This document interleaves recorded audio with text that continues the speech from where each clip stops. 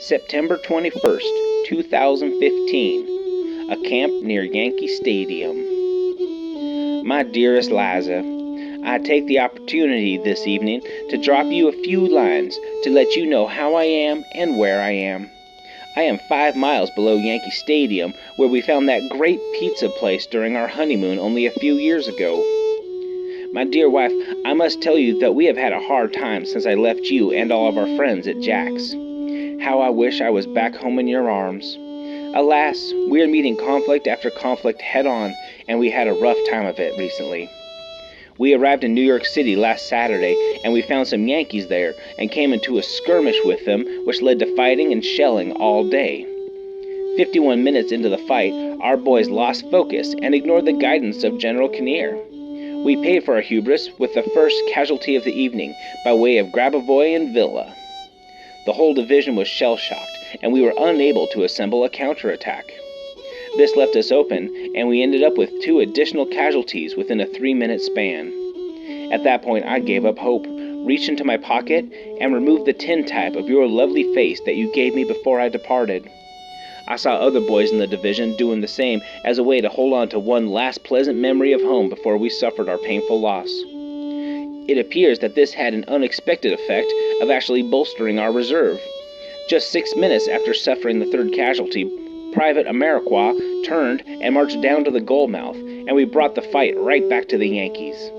We gave them another pummeling not 5 minutes later with an attack by Private Wondolowski, who I believe to be a Pole but is a fine man.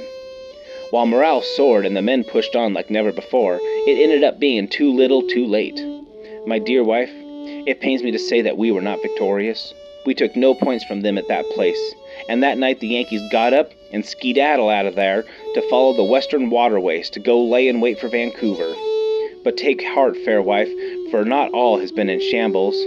3 days prior to our meeting with the Yanks, we went against Montreal and exchanged fire and took a point away from the French.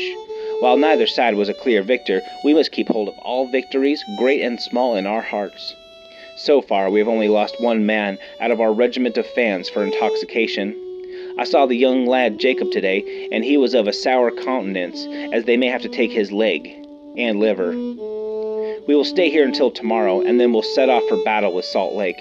I will do my best to hold my tongue were I to encounter any of the Mormon persuasion. I am well at present, my dear Liza, and I hope when these few lines come to hand they may find you enjoying the same blessing of Wondolowski resting upon you. Wheat looks very well down here, and the corn is short. Lassa, I understand that John Coiner claims them ultras have their shirts off again. I want you to tell Father that I want him to take them to the tan yard and get them tanned. I want you to take the fur off of them and get someone to make a hat out of it. Give my love to Julie and tell her I've had no chance to write her. Tell her I am well and learning how to face paint and no longer have a fear of Q. I have more news, but no paper. I will close for this time. Write soon. May God bless you and all the other ultras. I remain your affectionate husband until death. H. H. Diedrich.